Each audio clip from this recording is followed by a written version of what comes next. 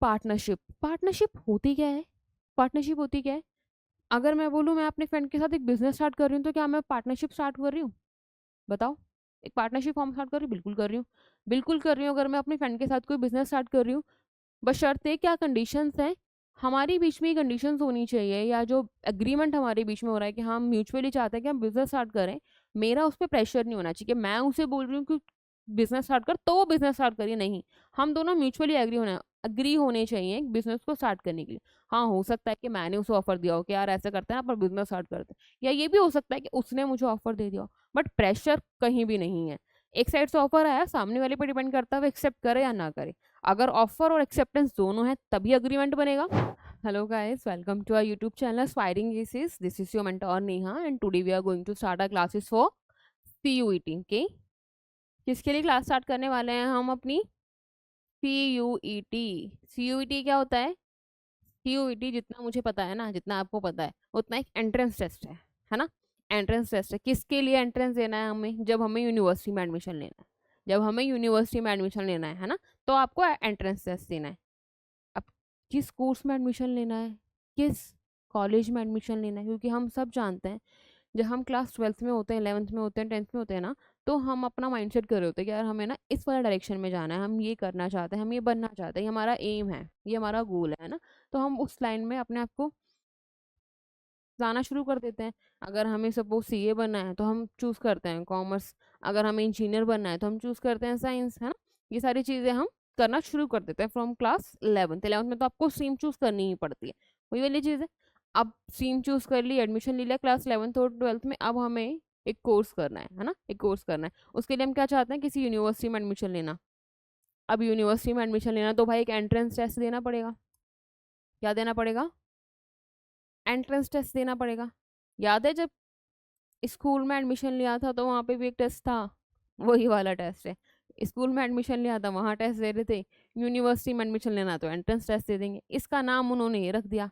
वहाँ पे तो हम एडमिशन के लिए टेस्ट बोल देते थे स्कूल में कि एडमिशन के लिए आपको एक टेस्ट देना पड़ेगा, उसको क्लियर करना एडमिशन हो जाएगा। यहाँ पे यूनिवर्सिटी में एडमिशन लेना है, CUT क्लियर करो एडमिशन हो जाएगा। Central university university entrance test. Okay. अगर मैं बात करूँ कॉमर्स स्टूडेंट की, तो वो कहीं ना कहीं उसका ना एम होता है या उसकी एस्पिरेशन होती है क्या, कि उसे कॉमर्स का जो top college of Delhi university है वो मिल जाए। कौन सा? SRCC।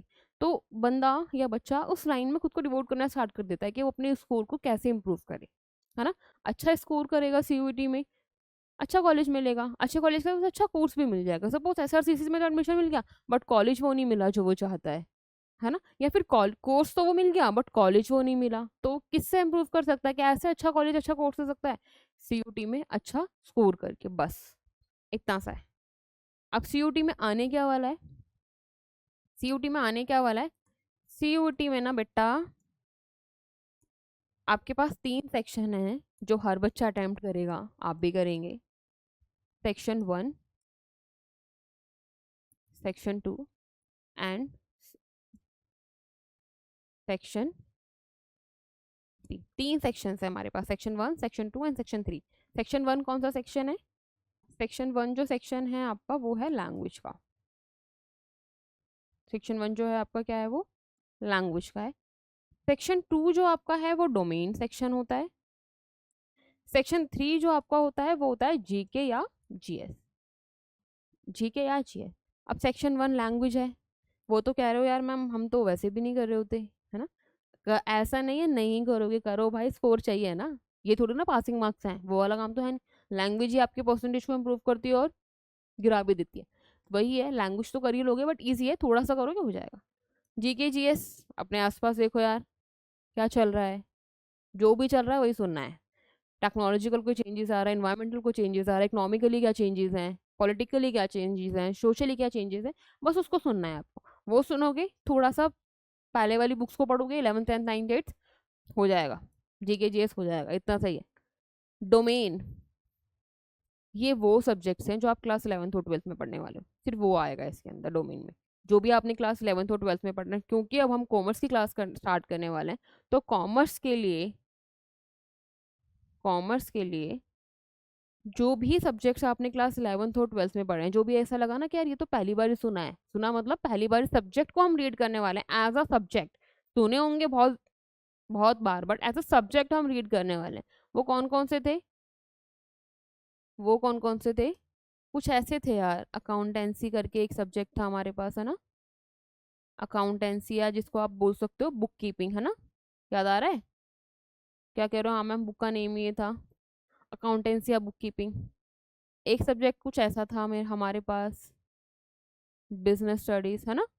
बिल्कुल था यार, था ना क्लास 11th और 12th में।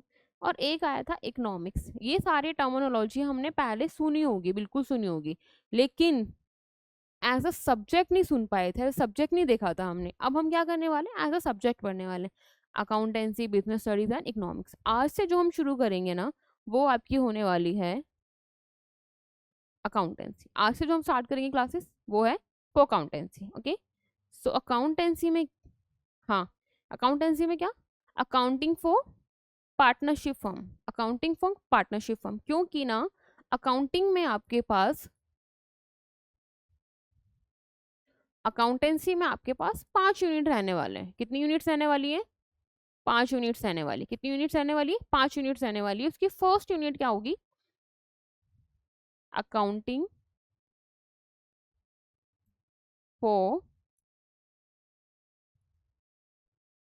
Partnership firm.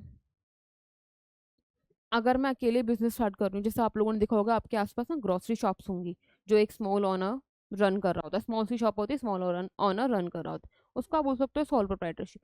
क्या उसकी बुक्स ऑफ अकाउंट को बाकी के लोग इंस्पेक्ट करते हैं? नहीं। वो अपना घाटा मुनाफा, अपना प्रॉफिट ऑफ लॉस अपने पास रखता है, अपना कंपेयर कर रहा होता है, कितना उसे प्रॉफिट हुआ, कितना लॉस हुआ। हाँ, उसकी फैमिली इंटरेस्टेड होती है, बट इट एज सच नहीं होती कि उसकी बुक्स ऑफ अकाउंट को चेक करे। लेकिन पार्टनरशिप में क्या होता है? क्योंकि आपके पास पार्टनर्स, नंबर ऑफ पार्टनर्स बढ़ते जाते हैं, है ना? मिनिमम 2 हो सकता है, लेकिन याद करो मैक्सिमम 50 भी हो सकते हैं। अगर 50% एक बुक ऑफ अकाउंट को इंस्पेक्ट कर रहे हैं, सबका वे ऑफ मेथड अलग है, तो कैसे करोगे?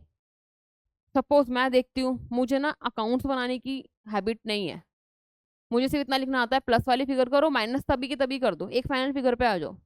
मेरी हैबिट ये है, दूसरे वाले पर्सन की हैबिट है वो अकाउंट बना के रखेगा। तो क्या होंगे? मेरी बुक्स ऑफ अकाउंट उसको समझ में नहीं आएगी, उसकी बुक्स ऑफ अकाउंट मुझे समझ नहीं आएगी।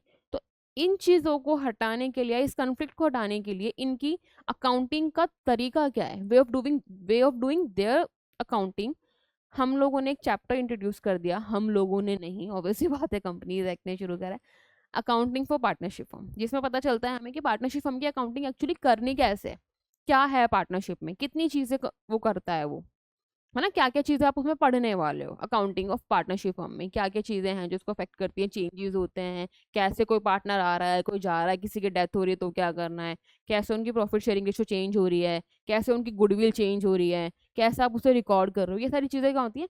Accounting for partnership firm. ठीक है, अब अकाउंटिंग फॉर आज से जो हम शुरू करेंगे, वो हम शुरू करेंगे क्या? फंडामेंटल, फंडामेंटल्स ऑफ अकाउंटिंग, यानी बहुत बेसिक से आज हम स्टार्ट करने वाले हैं अपनी पार्टनरशिप की अकाउंटिंग को। बिल्कुल बेसिक चीजें होंगी आज, ठीक है? चलो, सो क्या है आपकी बेसिक चीजें? पार्टनरशिप। पार्टनरशिप होती क्या है? पार्टनरशिप होती क्या है?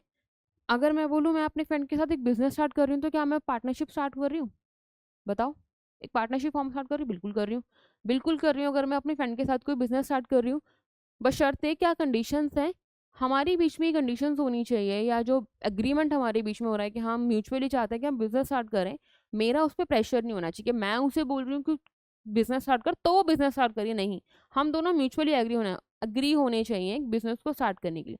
हाँ, हो सकता है कि मैंने उसे ऑफर दिया हो कि यार ऐसा करते हैं पर बिजनेस स्टार्ट करते हैं, या ये भी हो सकता है कि उसने मुझे ऑफर दे दिया हो, बट प्रेशर कहीं भी नहीं है। एक साइड से ऑफर आया, सामने वाले पे डिपेंड करता है वो एक्सेप्ट करे या ना करे। अगर ऑफर और एक्सेप्टेंस दोनों है तभी अग्रीमेंट बनेगा, तभी अग्रीमेंट बनेगा कि हाँ आप ऑफर दे रहे हो कि ठीक है आप पार्टनरशिप हम स्टार्ट करते हैं, सामने वाले बंदे ने उसे एक्सेप्ट कर लिया कि हाँ ठीक है यार कर लेते हैं। यानी अग्रीमेंट कब बना? अग्रीमेंट कब बना? जब आपका ऑफर आया वन साइड से, प्लस अदर साइड से वो क्या हो गया? एक्सेप्ट एक्सेप्ट हो गया, है ना?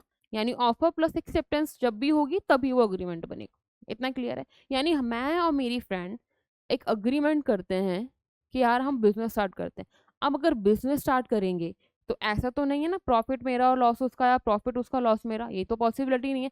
यानी हम लोगों ने क्या डिसाइड किया, हम लोगों ने डिसाइड किया कि हम एक पार्टनरशिप हम स्टार्ट करते हैं और उसकी प्रॉफिट और लॉस को हम शेयर करेंगे, है ना। अब वो शेयर किस रेशो में करेंगे इसकी अभी हम बात नहीं कर रहे हैं, बट हाँ, अपनी प्रॉफिट और लॉस को हम शेयर करेंगे। एक बिजनेस स्टार्ट करते हैं, प्रॉफिट और लॉस को शेयर करेंगे। उसमें साथ ही साथ ये भी मेंशन मेंशन कर दिया मैंने कि या तो हम दोनों मिलके बिजनेस को रन कर रहे हैं, वो भी चाहती है बिजनेस रन करना, मैं भी चाहती हूँ बिजनेस रन करना। दूसरी पॉसिबिलिटी क्या है, मैं उसे बोल दूँ यार देख पैसा मुझसे ले ले, बिजनेस तू देख ले, मैं नहीं आ सकती, या मैं सिर्फ अपने ऑफिस में बैठी हूँ, बाहर का फील्ड वर्क तुझे करना है ना। तो ये चीज़ें क्या है, ये चीज़ें हमारे बीच में हो सकती है। कोई एक बिजनेस को चला सकता है, बाकी सारे लोग बैठे हुए हैं, या फिर सभी लोग मिलकर बिजनेस चला सकते हैं। तो यही आपकी definition given by Indian Partnership Act 1932। ठीक है। अब पार्टनरशिप को डिफाइन कहाँ किया गया है या कहाँ बताया गया है कि पार्टनरशिप टाइप का भी कुछ फॉर्म ऑफ बिजनेस है, कहाँ बताया गया है, वो बताया गया है बेटा आपका इंडियन पार्टनरशिप एक्ट 1932 सेक्शन 4 के अंडर। भाई ज़रूर याद कर लेना, ये चीज़ बहुत इंपॉर्टेंट है, रिपीटेडली पूछी जाती है आपकी सीयूईटी में। पार्टनरशिप किस एक्ट में यूज़ होता है, किस एक्ट में इसको डिफाइन किया गया है, इंडियन पार्टनरशिप एक्ट में। कौन से ईयर में पार्टनरशिप एक्ट इंट्रोड्यूस हुई थी, 1932 में। डिफाइन किस सेक्शन में किया गया है, सेक्शन 4 के अंडर। रिपीटेडली पूछा जाता है, जहाँ पे भी सेक्शन एक्ट ईयर मेंशन हो उसको रट्टा मार लो, और कोई तरीका नहीं है। समझने वाली चीज़ तो है नहीं कि कौन से ईयर में कैसे समझोगे, कौन से ईयर में रजिस्टर होना है, याद करने वाली चीज़ है, इनको याद ही किया जा सकता है। ठीक है। So Indian Partnership Act 1932 section 4 के अंडर पार्टनरशिप को डिफाइन किया गया है कैसे, ऐसे।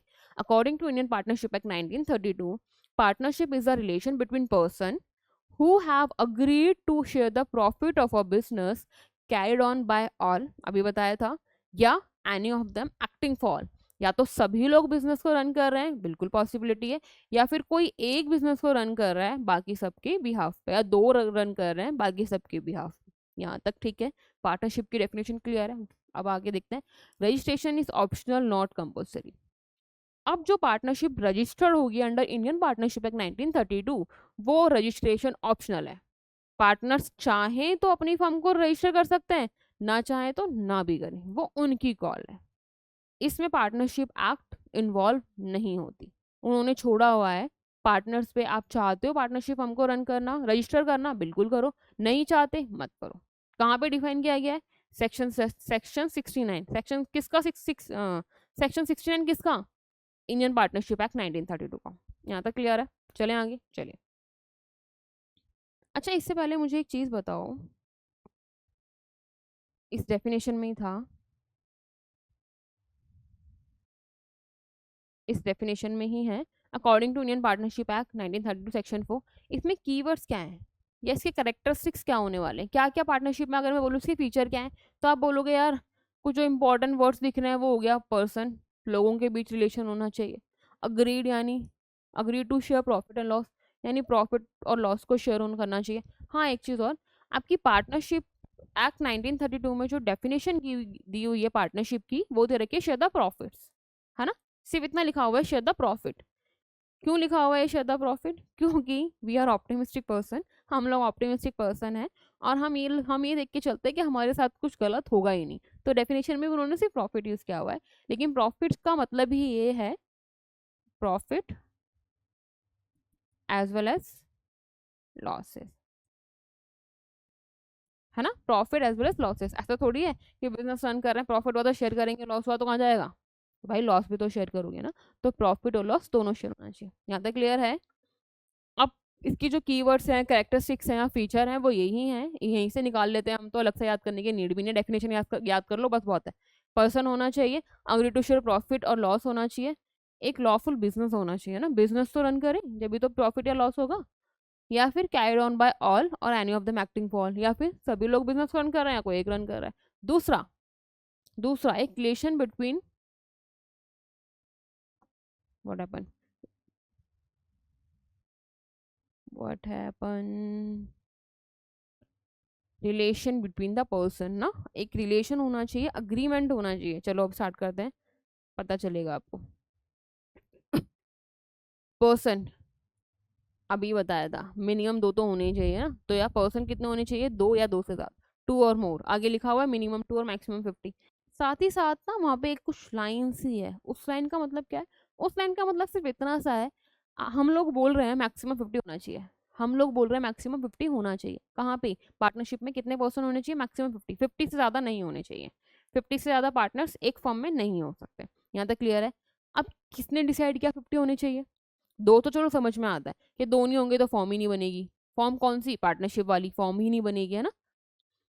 अब ये किसने डिसाइड किया कि 50 होने चाहिए मैक्सिमम, ये डिसाइड किया था कंपनीज एक्ट 2013 जब बनी थी, उसने सेंट्रल गवर्नमेंट से ये बोला आप डिसाइड करो एक पार्टनरशिप फर्म में आप कितने पार्टनर रखना चाहते हो।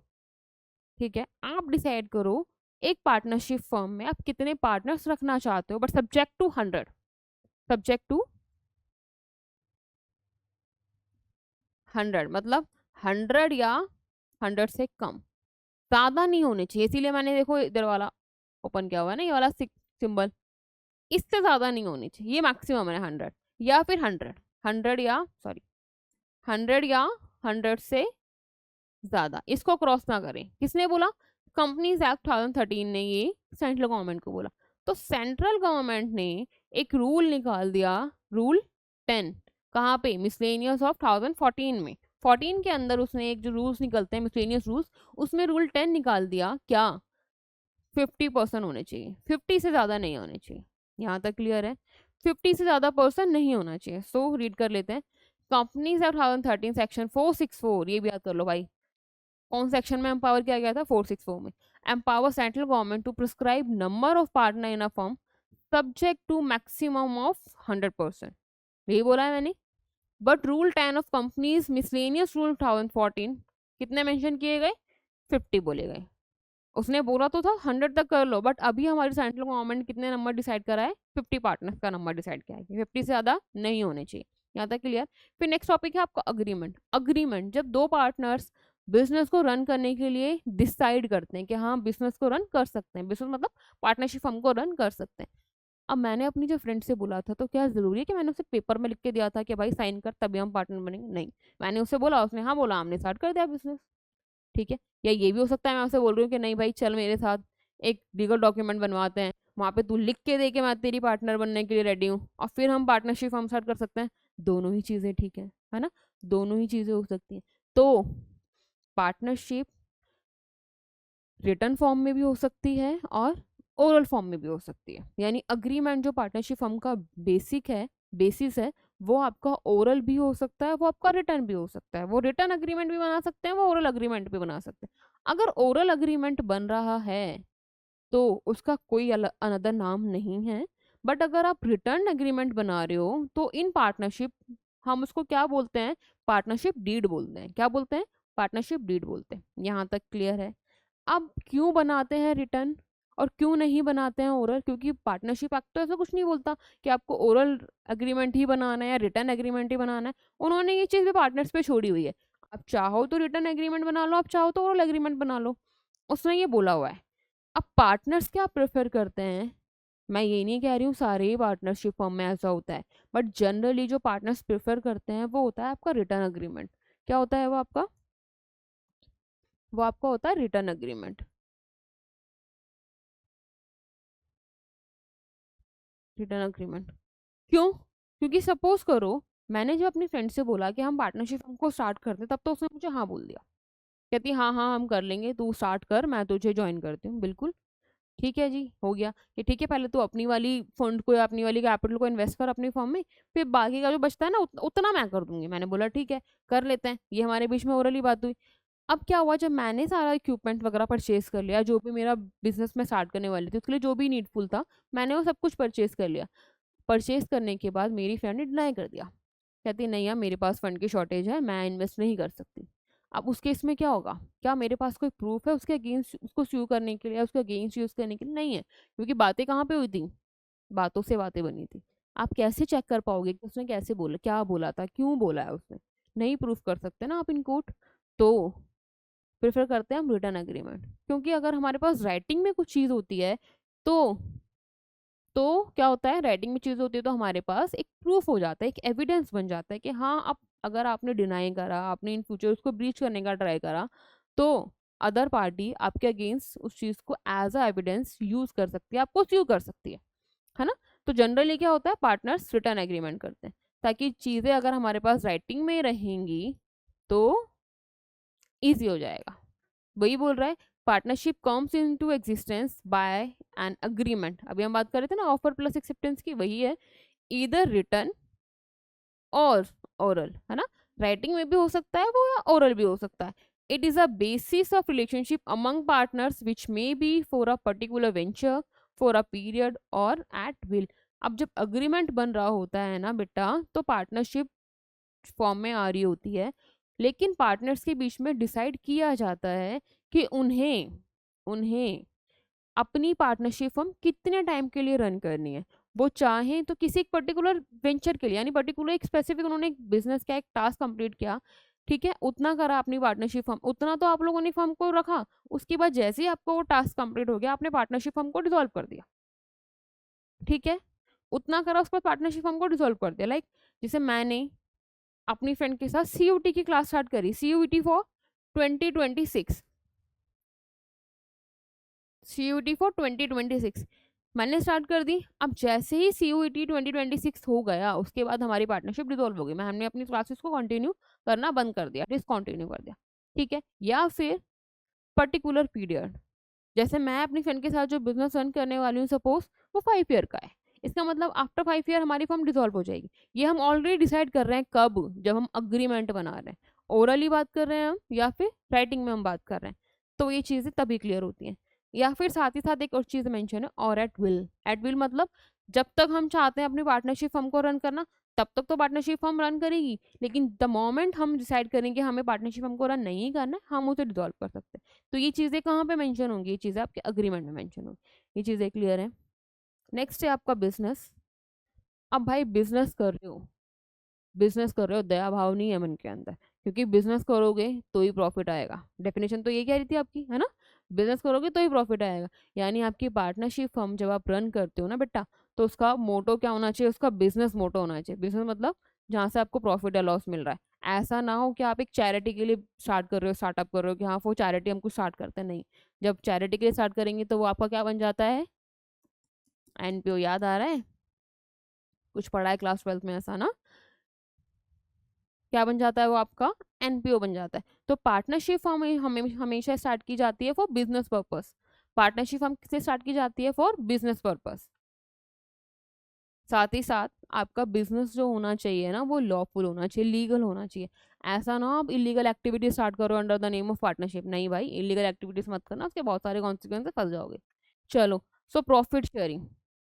अब जो हम बात कर रहे थे ना कि अगर मैं मेरी फ्रेंड बिजनेस रन कर रहे हैं, तो ऐसा ना हो प्रॉफिट प्रॉफिट मेरा, लॉस लॉस तेरा, या प्रॉफिट प्रॉफिट उसका, लॉस लॉस मेरा, ऐसा नहीं होना चाहिए, है ना। तो प्रॉफिट और लॉस दोनों हम शेयर करें, प्रॉफिट और लॉस हम शेयर करें, यही कह रहा है ये। The agreement between among the partner should be to share profit and losses of the business, है ना। अग्रीमेंट हो रहा है जो पार्टनर्स के बीच में, वो ये होना चाहिए कि वो प्रॉफिट और लॉस को शेयर कर रहे हैं, प्रॉफिट और लॉस को शेयर कर रहे हैं। इसके साथ साथ ना एक चीज और कर लो, या तो अग्रीड रेशो में शेयर होता है, या पार्टनरशिप डीड के बेसिस पे शेयर होता है।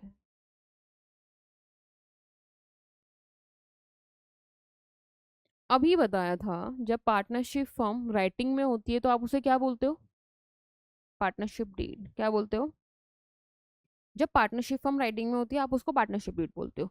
तो यानी अगर जब पार्टनर्स प्रॉफिट और लॉस शेयर कर रहे हैं तो या तो किस रेशो में शेयर करेंगे जिसमें उन्होंने डिसाइड किया है ना। अग्रीड रेशो क्या बोला गया है इन्होंने, पार्टनरशिप डीड के बेसिस पे।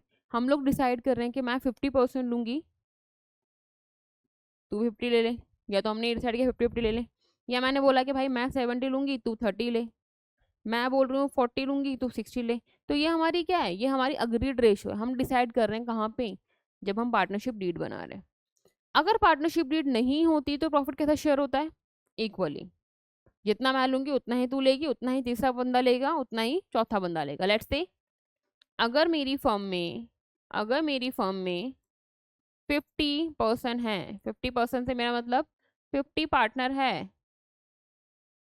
50 पार्टनर है, अगर हमारे बीच में शेयर रेशो की बात हो रखी है, अगर हमारे बीच में रेशो की बात हो रखी है तो ठीक है, जितना परसेंट मुझे मिलना चाहिए मेरी पार्टनरशिप डीड में वो चीज़ मेंशन है, मुझे उतना मिल जाएगा।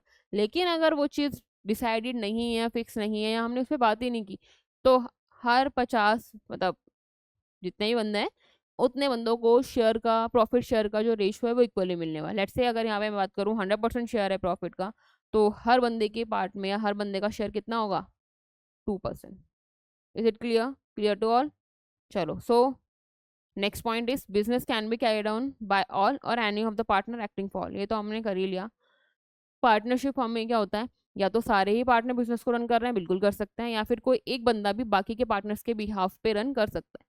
लेट्स सी, चलो स्टार्ट करते हैं।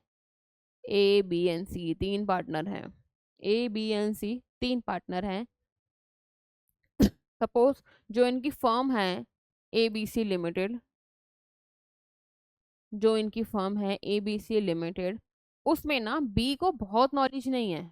जो उनका बिजनेस होने वाला है, जो उनका बिजनेस होने वाला है ना, इस बिजनेस की नॉलेज बी को एज सच नहीं है, मतलब बहुत डेप्थ में नहीं है, उससे नॉलेज मोटा मोटा पता है। यहाँ से अब आ रहा है ये चीज़ प्रॉफिट, यहाँ पे हम ये वाली एक्टिविटीज कर रहे हैं हमें प्रॉफिट मिल रहा है, ये एक्टिविटीज हम नहीं कर रहे हैं हमें लॉस हो रहा है, इतना पता है उसे। उसको एक्सपेंड करने का, उसको डाइवर्सिफाई करने का उसे नॉलेज नहीं है। किसको? पार्टनर बी को। तो इसने क्या बोला, यार देख मेरा इन्वॉल्वमेंट बेकार है, मुझे नहीं पता क्या करने वाला है, कैसे होने वाला है, तो पार्टनर ए और सी तुम दोनों मिल जाओ, तुम लोग बिजनेस को रन कर लो, तुम लोग पूरा सब कुछ देखो, मैनेजमेंट को देखो, बिजनेस को ऐसे रन करना है, क्या डिसीजन है तुम सब देख लो, मैं ओके हूँ इसी चीज के साथ। इसने ये चीज क्लियर कर दी। यानी इस केस में क्या हो रहा है, पार्टनर ए और पार्टनर सी बिजनेस को रन कर रहे हैं, पार्टनर ए और पार्टनर सी बिजनेस को रन कर रहे हैं। पॉसिबिलिटी है? बिल्कुल है। एक्सेप्टेबल है? बिल्कुल है। यहाँ तक क्लियर है? या फिर एक ऐसी सिचुएशन है जहाँ पे इन तीनों को ही बिजनेस की पूरी नॉलेज है, जो ये बिजनेस कर रहे हैं, तो ये तीनों भी क्या कर रहे हैं, अपना बिजनेस रन कर सकते। ये लास्ट फीचर था आपका, business can be carried on by all, या तो सभी लोग कैरी कर सकते हैं बिजनेस को, या फिर any of the partner acting for them, यानी कोई भी एक पार्टनर बाकी सबके लिए एक्ट कर रहा है। यहाँ तक क्लियर है? चलें आगे। चलो, हाँ, अब नेक्स्ट है आपका principal agent relationship. Principal agent relationship आप लोगों ने देखा होगा, मूवीज में देखा होता है। ऑनर जो होता है ना, ऑनर ऑफ द हाउस बोल सकते हैं, वो क्या करता है, वो अपने सर्वेंट को बोलता है कि जाके ना मार्केट से ये सारा आइटम्स ले आ ना। या आप हम डेली लाइफ में भी देखा होगा, हम लोगों की फैमिली में भी हम क्या करते हैं, अपने सर्वेंट्स को बोलते हैं कि ये हमारी ग्रोसरी लिस्ट है, आप जाके परचेज करके आ जाओ, यही बोलते हैं। ग्रोसरी लिस्ट है, आप जाके परचेज करके आ जाओ। अगर कैश पे दे रहे हैं तो वेल एंड गुड है। कई बार हम क्या बोलते हैं, उससे ले ले और जाके ना हमारी बुक्स ऑफ अकाउंट में लिखवा दियो कि हाँ इतना ऑन क्रेडिट गया है। बिल्कुल पॉसिबिलिटी। जैसे ही क्रेडिट पे जाता है, आप जो शॉपकीपर है वो हैंड ओवर किसको कर रहा है आइटम्स? आपकी सर्वेंट को। लेकिन किसके बिहाफ पे? ऑनर के बिहाफ पे। उसका सर्वेंट से कोई लेना देना नहीं है, वो सर्वेंट को नहीं जानता। कल को अगर सर्वेंट भाग भी जाएगा, वो पैसे किससे लेगा? अपने ऑनर से लेगा। यही होता है। वो किससे लेगा पैसे? मालिक से लेगा। उसे नहीं पता नौकर आ रहा है या जा रहा है, नहीं, उसे पैसे किससे लेने? मालिक से लेने। तो मैं क्या बोल सकती हूँ, शॉपकीपर को किस पे ट्रस्ट था? प्रिंसिपल पे। उसने ये माना हुआ था कि जो जितना भी सामान ये नौकर लेके जा रहा है, वो किसके लिए लेके जा रहा है? प्रिंसिपल के लिए, है ना। यानी जो भी फ्यूचर में लायबिलिटी अराइज होगी, अगर नॉन पेमेंट होता है इसका, तो कौन पे करेगा उसके लिए? आपका प्रिंसिपल पे करेगा। हो सकता है इन बिटवीन नौकर अपने लिए कुछ सामान लेके जा रहा है, किसके बिहाफ पे? प्रिंसिपल के बिहाफ पे। प्रिंसिपल कौन है? आपका ऑनर है। समझ रहे हो आप? यानी हर डिसीजन लिया जाता है जब डिसीजन लिया जाता है किसी दूसरे के बिहाफ पे, एक्ट मैं कर रही हूँ किसी और के बिहाफ पे, किसी और के बिहाफ पे जब कोई और एक्ट कर रहा होता है, और उस एक्ट की रिस्पॉन्सिबिलिटी कौन ले रहा है? The first person. तो आप बोल सकते हो वहां पे प्रिंसिपल एजेंट रिलेशनशिप बन रहा है। कौन सा रिलेशनशिप बन रहा है? प्रिंसिपल एजेंट, सॉरी इसको हटा देते हैं, रिलेशनशिप है। जब मैंने किसी दूसरे को एम्पावर किया, मैंने किसी दूसरे को एम्पावर किया कि मेरे बिहाफ पे तू डिसीजन ले सकता है, तू एक्ट कर सकता है ना, तो अगर उस एक्ट से जो भी प्रॉफिट या लॉस होने वाला है उसके लिए मैं जवाबदेही हूँ, मैं रिस्पॉन्सिबल हूँ, मैं अकाउंटेबल हूँ, क्योंकि मैंने उसे एम्पावर किया है। उसकी जो भी एक्ट होगी उसके लिए मैं रिस्पॉन्सिबल हूँ, मैंने बोला ना मेरी एब्सेंस में करने के लिए। समझ में आ रहा है यहाँ तक? तो उसी तरह से प्रिंसिपल एजेंट रिलेशनशिप यूज होता है आपका पार्टनरशिप फर्म में भी। पार्टनरशिप फर्म में भी यूज होता है। क्यों? क्योंकि पार्टनरशिप के जो डिसीजंस लेता है वो कौन लेता है? आपके पार्टनर्स लेते हैं। पार्टनरशिप के जो भी डिसीजन है वो कौन लेता है? पार्टनर्स लेते हैं। तो इस केस में मैं बोलूँ पार्टनरशिप फर्म क्या है आपकी? प्रिंसिपल है। Is it? Of course. और पार्टनर्स क्या हैं? मैं बोल सकती हूँ पार्टनर्स एजेंट की तरह काम कर रहे हैं। बिल्कुल कर रहे हैं, क्योंकि पार्टनरशिप फर्म ने क्या बोला है? पार्टनरशिप फर्म को ये पता है वो डिसीजन खुद से नहीं ले सकती। यहीं से आपके कॉन्सेप्ट आ जाते हैं, कौन से? पेन रेड्यूस करते हैं। लीगल एंटिटी और एक बिजनेस एंटिटी। याद आ रहा है कुछ ऐसा? बिजनेस एंटिटी कॉन्सेप्ट तो पढ़ा था यार क्लास 11th में, रिमेम्बर? बिजनेस एंटिटी कॉन्सेप्ट क्या कहता है आपका? बिजनेस एंटिटी कॉन्सेप्ट आपका कहता है बिजनेस और ऑनर दो सेपरेट एंटिटी हैं। बिजनेस और ऑनर आपके दो सेपरेट एंटिटी हैं, आप दोनों को कंबाइन नहीं कर सकते हो। ठीक है। अगर मैं बात करूं एयरटेल की, अगर मैं बात करूं एयरटेल की, तो एयरटेल पे अगर किसी पर्सन को, एक कंज्यूमर को केस फाइल करना है, स्यू करना है एयरटेल को, तो आप एयरटेल को स्यू करोगे ना यार। आप एयरटेल के ऑनर को स्यू नहीं करोगे। आप किसको स्यू कर रहे हो? एयरटेल को। किसको स्यू करो? एयरटेल को स्यू करो। बिल्कुल हो सकता है, बिल्कुल हो सकता है। क्यों? क्योंकि हमने पढ़ा हुआ है कंपनी एक सेपरेट लीगल एंटिटी है। कंपनी एक आर्टिफिशियल पर्सन है। बिजनेस, समझ रहे हो? बिजनेस और ऑनर या कंपनी और ऑनर अलग अलग एंटिटी हैं, दोनों अपने अपने बिहाफ पे डिसीजन ले सकती हैं। तो पार्टनरशिप फर्म में भी बिजनेस एंटिटी कॉन्सेप्ट यूज होता है। पार्टनरशिप फर्म में भी, sorry sorry sorry, partnership firm में भी बिजनेस एंटिटी कॉन्सेप्ट यूज होता है। पार्टनरशिप फर्म में भी बिजनेस एंटिटी कॉन्सेप्ट यूज होता है, जहाँ पे ये बोला जाता है पार्टनरशिप फर्म और पार्टनर्स तो अलग अलग एंटिटी है। पार्टनरशिप फर्म और पार्टनर्स तो अलग अलग एंटिटी। साथ ही साथ ना इसमें ये भी बोला हुआ है लीगल एंटिटी अलग अलग नहीं है। अगर आप बिजनेस के पॉइंट ऑफ व्यू से देख रहे हो तो हाँ, पार्टनर्स और पार्टनरशिप फर्म दो एंटिटी हैं, हम एक्सेप्ट कर रहे हैं ये चीज़, लेकिन लीगली नहीं है। यानी लॉ नहीं मानता है इस चीज़ को। अगर आप स्यू कर रहे हो ना पार्टनर, क्योंकि कंपनी में ये फीचर है बिजनेस एंटिटी कॉन्सेप्ट, याद करना। पार्टनरशिप फर्म में ये कॉन्सेप्ट एज सच एप्लीकेबल नहीं है। हाँ, हम बोल रहे हैं दो अलग अलग एंटिटी है, लेकिन लीगली नहीं मानेंगे हम, क्योंकि पार्टनर्स की लायबिलिटी क्या होती है? अनलिमिटेड होती है।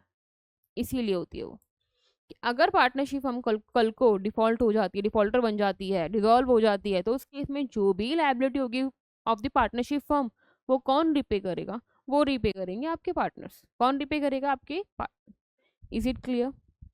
ये ध्यान रखना, अगर आपसे पूछा जाता है दो सेपरेट एंटिटी हैं, कौन कौन सी? पार्टनरशिप फर्म और पार्टनर्स दो सेपरेट एंटिटी हैं, साथ ही साथ अगर लीगल एंटिटी बोलता है वो, तो आप बोलोगे नहीं है। अगर आपसे बोलता है बिजनेस एंटिटी, तो आप बोलोगे हाँ है। समझ आया? अगर क्वेश्चन पूछता है from legal point of view partnership firm और पार्टनर्स दो सेपरेट एंटिटी हैं, आप बोलोगे नहीं है। अगर वो आपसे पूछता है बिजनेस पॉइंट ऑफ व्यू से है, तो आप बोलोगे यस है। क्यों? क्योंकि दोनों की बुक्स ऑफ अकाउंट अलग अलग है। Am I clear till here?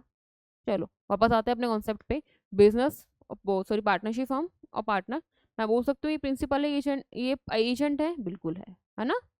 Principal है और एजेंट है, क्योंकि इसने क्या बोला हुआ है? इसने इसको एम्पावर किया हुआ है कि मैं तो डिसीजन नहीं ले सकता, तुम मेरे बिहाफ पे डिसीजन ले लो, जो भी अकाउंटेबिलिटी होगी उसे तुम बता देना, एंड मैं उसके अकॉर्डिंग ही एक्ट करूंगा। यहाँ तक क्लियर है? अब मुझे तुम ये बताओ, जैसे आपने भी हम जो भी एग्जाम्पल कर रहे थे, अगर उस टाइम पे सर्वेंट कुछ ऐसा डिसीजन लेता जो ऑनर के लिए, है ना, जो ऑनर ने उसे एम्पावर किया था कि तू जाके शॉप से परचेज कर ले और जो भी अमाउंट होगा उसे मेरी बुक्स ऑफ अकाउंट में शो कर दियो कि इतना इतना अमाउंट था मेरे, जो जो आइटम मैंने परचेज किया है, मैं उसको बाद में आके पे ऑफ कर दूंगा। यहाँ तक उसने ये बोला था। अब इन केस क्या हुआ, जब पार्टनर लेने गया ना आइटम्स को, उसने परचेज करना स्टार्ट किया, उसने देखा कि वो थोड़ा सा बेटर क्वालिटी का परचेज, वो थोड़ा सा अमाउंट ज्यादा देके ना एक अच्छी क्वालिटी परचेज कर सकता है ना। थोड़ा सा अमाउंट ज़्यादा स्पेंड करेगा और क्वालिटी उसको बहुत अच्छी मिल जाएगी। तो उसने डिसाइड किया कि ठीक है ना, थोड़ा सा ज़्यादा हो रहा है बट मैं बेटर क्वालिटी परचेज करना, और उसने better quality of item purchase कर लिया। यहाँ तक ठीक है। अब परचेज जैसे उसने थोड़ा अच्छी क्वालिटी का सामान परचेज किया, बिल अमाउंट बढ़ गया, बिल का अमाउंट जो था बढ़ गया। अब शॉपकीपर ने क्या करा, शॉपकीपर ने जब डिमांड किया ऑनर से, तो उसने जो अमाउंट था, लेट्स से पहले अमाउंट था 7,000 का, अब जब उसने परचेज किया तो 7,500 का हो गया। ठीक है। अब शॉपकीपर क्या बोलेगा, वो तो यही बोलेगा ना भाई मुझे 7,500 दे, वो क्या बोलेगा, मुझे 7,500 दे। अब ऑनर क्या बोलेगा, भाई हर महीने तो बिल बनता है 7,000 का, आज तो 7,500 मांग रहा है।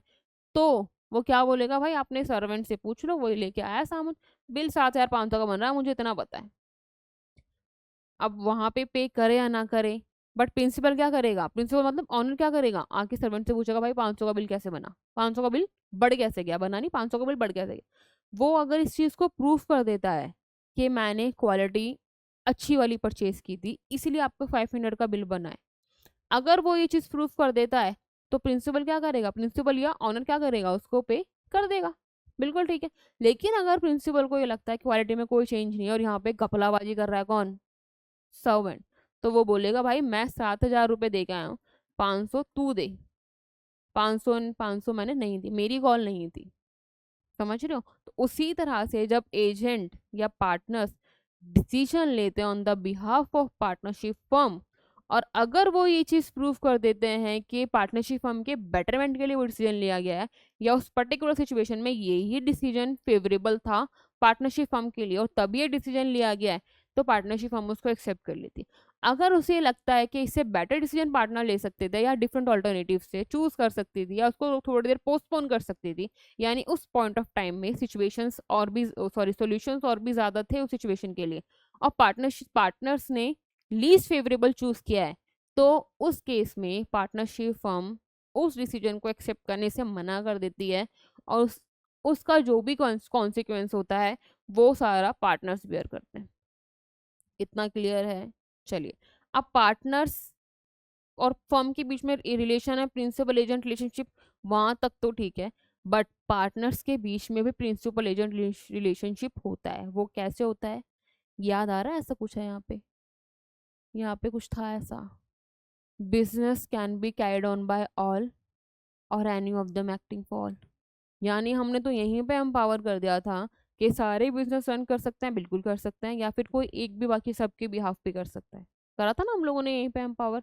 तो वही चीज़ वहाँ पे मेंशन होती है कि कोई भी एक पार्टनर अगर कोई डिसीजन लेता है तो बाकी के पार्टनर्स क्या करते हैं, बाकी के पार्टनर्स भी उस डिसीजन को एक्सेप्ट कर लेते हैं, बाकी के पार्टनर्स भी उन सब चीज़ों से बाइंड, उन सारे डिसीजन से बाइंड होते हैं।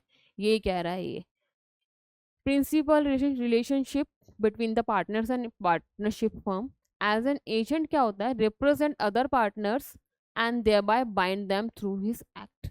एजेंट के अकॉर्डिंग अगर मैं बोलूँ, यहाँ पे पार्टनर्स आपके ए बी सी थे, सपोज बी ने कोई डिसीजन लिया on the behalf of partnership firm, तो पार्टनरशिप फर्म को तो बाइंड करता ही करता है, साथ ही साथ ए और सी को भी कर देगा।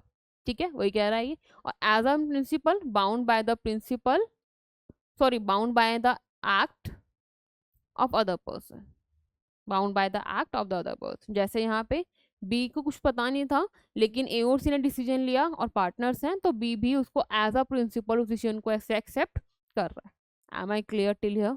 चले आगे।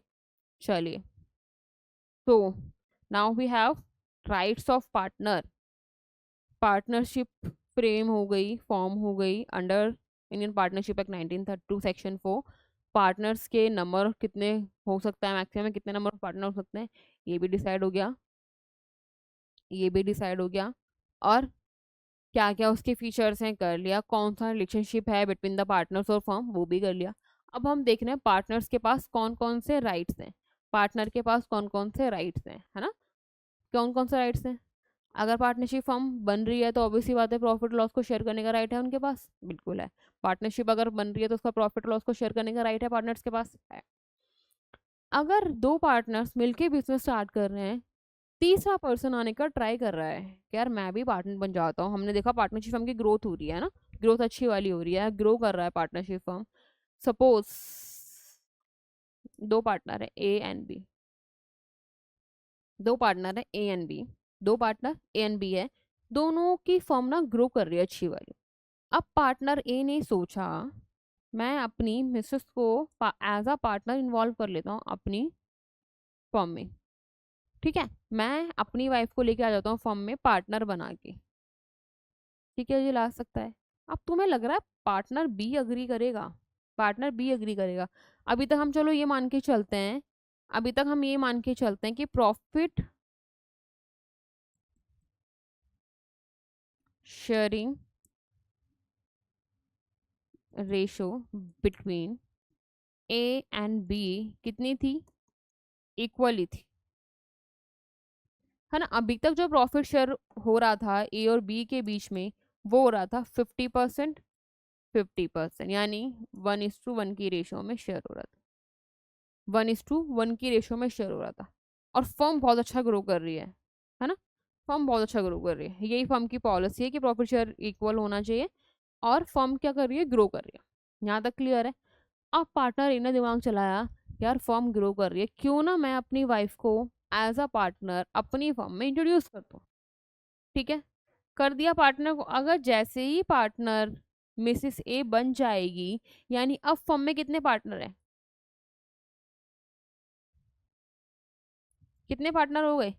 ए रहा, बी रहा, और साथ ही साथ अब ए की वाइफ भी आ गई मिसिस से। तो क्या मैं अब बोल सकती हूँ, अगर फर्म की पॉलिसी थी प्रॉफिट शेयरिंग रेशो इक्वल होना चाहिए, इसको हटा देते हैं, प्रॉफिट शेयर होना चाहिए, इक्वल होना चाहिए, तो मैं बोल सकती हूँ क्या, क्या बोल सकती हूँ मैं, कि अब जो प्रॉफिट शेयर होने वाला है वो कितना होने वाला है? 33% इसको मिलेगा, 33% इसको मिलेगा, 33% इसको मिलेगा, यानी 1/3 इसको मिलेगा, 1/3 इसको मिलेगा, 1/3 इसको मिलेगा। तुम्हें लग रहा है बी इस चीज को एक्सेप्ट करेगा? बी इस चीज को एक्सेप्ट करेगा? अगर भाई एज अ ए बात करूं मैं, या पार्टनर ए की बात करूं, उसके लिए तो विन विन सिचुएशन है। पहले कितना लेके आ रहा था? 50% लेके आ रहा था, अब कितना लेके आएगा? 33 + 33 63%, वो तो खुश है।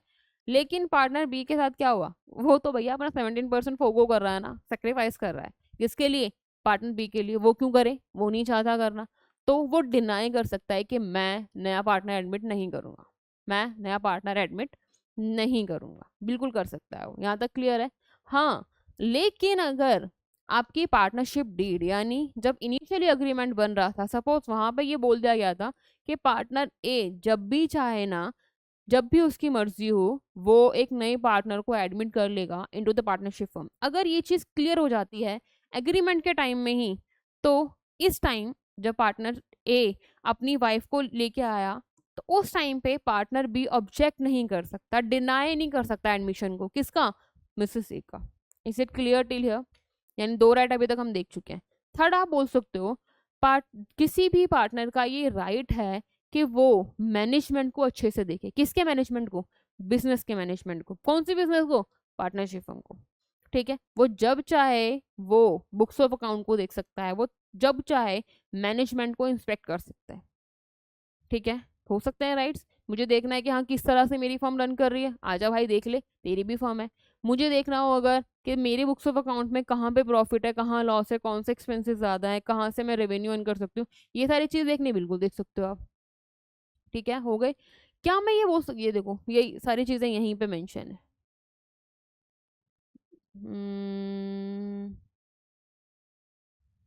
कहाँ आ गए बेटा?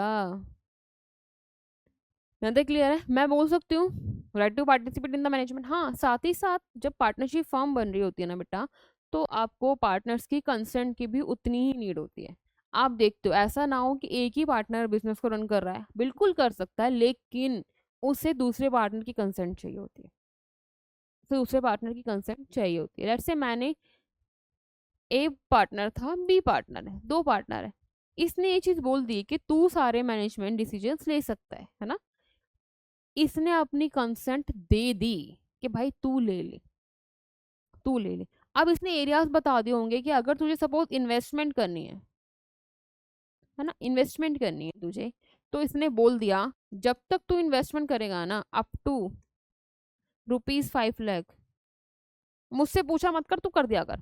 जब भी तुझे 5 लाख तक की इन्वेस्टमेंट करनी है तो आराम से कर दे, लेकिन जैसे ही तू 5 लाख को क्रॉस करे ना, मुझसे कंसेंट ले। समझ रहे हो? तो यहाँ पे उसने एक बार लगा दिया कि 5 लाख तक तो आप कर लो, लेकिन 5 लाख को जैसे ही क्रॉस करोगे ना, मुझे मुझसे कंसेंट लोगे। यहाँ तक क्लियर? तो कंसेंट लो आप बिजनेस के लिए। या फिर ऐसा भी ना हो कि बाकी के पार्टनर बिजनेस को रन करने का ट्राई कर रहे हैं, रन करने का ट्राई कर रहे हैं से मतलब मेरा है कि वो एक्सपेंड कर रहे हैं, उसको डाइवर्सिफाइड कर रहे हैं, लेकिन वो चाहते ही नहीं किसी और पार्टनर को इन्वॉल्व करना। लेट्स से मेरी फॉर्म में 48 पार्टनर्स है ना, मेरी फर्म में 48 पार्टनर्स है, इसमें डोमिनेटिंग पार्टनर है जिनका हाईएस्ट कंट्रीब्यूशन ऑफ कैपिटल था, लेट्स से 10 है। अब ये 10 चाहते हैं कि बिजनेस को एक्सपेंड किया जाए, ये 10 चाहते हैं बिजनेस को एक्सपेंड किया जाए, लेकिन बाकी के जो 38 बंदे हैं ना,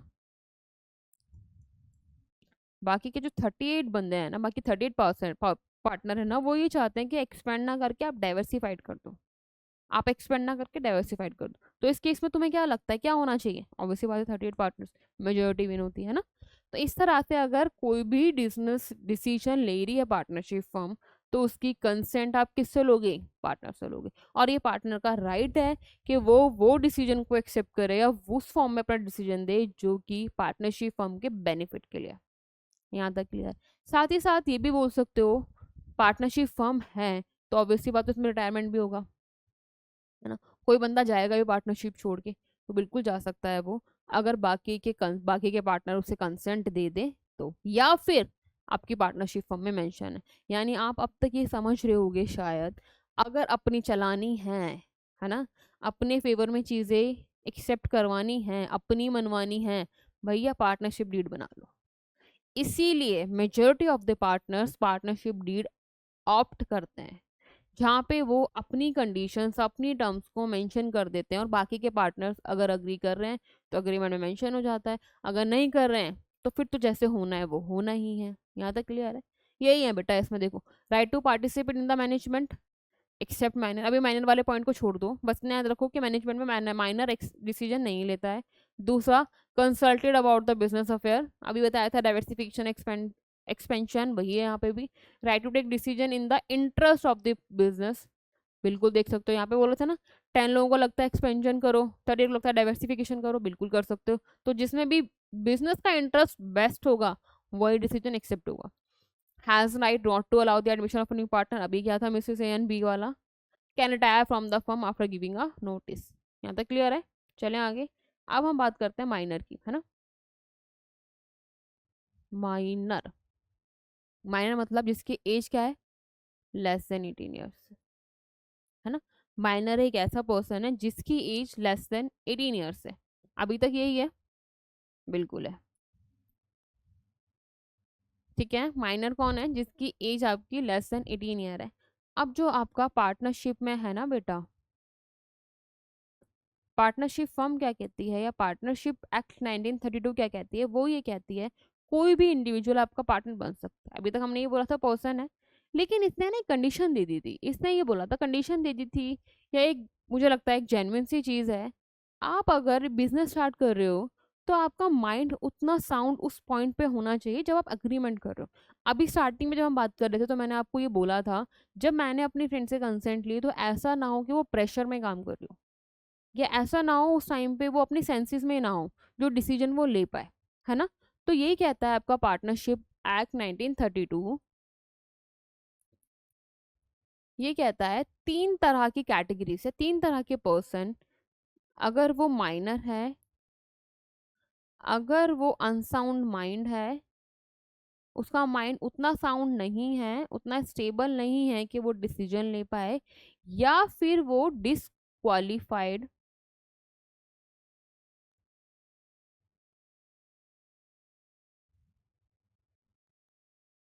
बाय लॉ है।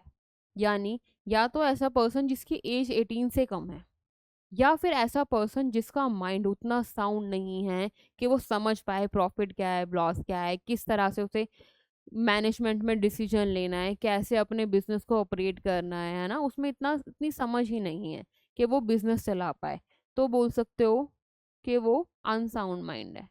या फिर आप बोल सकते हो एक ऐसा पर्सन जो कि डिसक्वालिफाइड बाय लॉ है, यानी लॉ ने ही उसे बोला हुआ है कि वो पार्टनर बनने के लायक नहीं है। सपोज सपोज इसको मैं एक्सप्लेन कर देती हूँ। Let's say A and B both are partner, पहले से ये लोग पार्टनर थे ए और बी, है ना। फॉर्म इनकी क्या हो गई, डिसॉल्व हो गई, है ना। फॉर्म इनकी डिसॉल्व हो गई, क्योंकि हमें पता है पार्टनरशिप फॉर्म में क्या होता है, पार्टनर्स के इनके एसेट्स सारे चले जाते हैं, इनके सारे एसेट्स चले जाते हैं। ठीक है, इनके सारे एसेट्स चले जाते हैं अगर इनकी लायबिलिटी बढ़ जाती है, यानी इनकी अगर पार्टनरशिप फर्म के पास उतने एसेट्स ही नहीं है कि इनके लायबिलिटी को पे ऑफ कर पाए, तो पार्टनर्स के पर्सनल स्टेट्स यानी उनके घर के सामान भी बिक जाते हैं, किसको, आउटसाइडर को पे ऑफ करने के लिए। तो सपोज उस केस में ना जो पार्टनर ए था वो क्या हो गया था, इंसॉल्वेंट डिक्लेयर हो गया था, उसके पास बिल्कुल पैसा नहीं और बिल्कुल पे नहीं कर पा रहा। Partner A and partner B थे पार्टनरशिप फर्म में, पार्टनरशिप फर्म डिसॉल्व हो गई आपकी। ठीक है, अब हमें पता है जब पार्टनरशिप फर्म बनती है उसके इसमें पार्टनर्स की लायबिलिटी अनलिमिटेड हो जाती है। अनलिमिटेड से मेरा मतलब है अगर पार्टनरशिप फर्म के पास उतने एसेट्स नहीं है कि वो पार्टनरशिप फर्म की लायबिलिटीज को पे ऑफ कर पाए, तो पार्टनरशिप का फीचर ये है कि पार्टनर्स क्या करेंगे, अपने प्राइवेट स्टेट्स यानी घर अपनी उनकी पर्सनल प्रॉपर्टी को सेल आउट करेंगे और आउटसाइडर को पे करेंगे, ये कंडीशन होती है। अब इस केस में जब ऐसा हुआ ना इस फर्म के साथ, तो पार्टनर ए के प्राइवेट स्टेट्स भी चले गए, और चले जाने के बाद मतलब इतने कम प्राइवेट स्टेट्स है उसके पास कि वो अपना शेयर ऑफ लायबिलिटी नहीं पे कर पाया, तो वो क्या डिक्लेयर हो गया, वो इंसॉल्वेंट डिक्लेयर हो गया। वो क्या डिक्लेयर हो गया, इंसॉल्वेंट डिक्लेयर हो गया, यानी उसके पास अब पैसा है ही नहीं, कुछ भी कर लो भाई पैसा ही नहीं, कहाँ से ला के देगा, ऐसा केस हो गया। तो ऐसा केस हो गया, इंसॉल्वेंट डिक्लेयर हो गया। अब लॉ ने क्या बोला, अब लॉ ने उसको डिस्क्वालीफाई कर दिया कि भाई तू पार्टनर नहीं बन सकता। सपोज यहाँ वो इंसॉल्वेंट डिक्लेयर हो, क्या आ गया, यहाँ पे एक नई पार्टनरशिप बन रही है सी डी ई के साथ, कह रहा है मुझे भी पार्टनर बना लो, आ जाओ मैं भी बनता हूँ पार्टनर। तो क्या ये पॉसिबल है, नहीं है ना यार। अभी आप एक साइड पे बोल रहे हो कि आप इंसॉल्वेंट हो, आपके पास कुछ है ही नहीं, नेक्स्ट वाली सिचुएशन में आप बोल रहे हो कि आप मैं पार्टनर बन जाता हूँ। तो इस केस में अब डिस्क्वालीफाई से मेरा मतलब ये नहीं कि पूरी लाइफ के लिए पार्टनर ही नहीं बन सकता, नहीं, कंडीशन लग गई आपके पास, जब तक इतना फंड नहीं आता, इतनी कैपिटल नहीं आ जाती, तब तक आप पार्टनर नहीं बन सकते। Are you getting my point, इतना सा है। तो यानी इन ये तीन कैटेगरी के जो पर्सन होते हैं ना, ये पार्टनर नहीं बन सकते, किसमें, पार्टनरशिप फर्म में। यहाँ तक क्लियर है। लेकिन एक चीज और बोल दी पार्टनरशिप एक्ट 1932 ने, उसने क्या बोला, माइनर के लिए उसने एक एक्सेप्शन दे दी, है ना। माइनर के लिए उसने क्या दे दी, एक एक्सेप्शन दे दी। उसने बोला है minor can be admitted, minor can be admitted as a partner.